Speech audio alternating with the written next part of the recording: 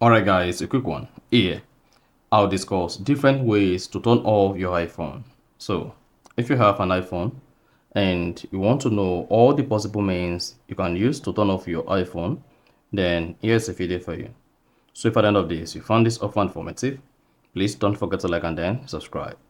Now, to know the different ways you can use when you want to turn off your iPhone, the most popular approach is to press the side button and then the volume up button together like this.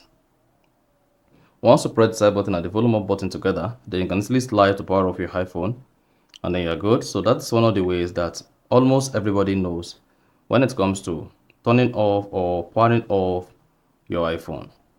Another approach that people knows is go to your iPhone settings, scroll down, locate and click on general. Scroll down the general page, locate shutdown, click on it.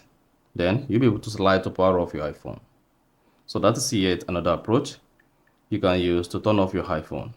However, if your iPhone is running on latest iOS 18 or later, you can turn off your iPhone by swiping down the top right, then locate the power button, press and hold it, then just go ahead slide to power off. So those are the three ways you can use to turn off your iPhone.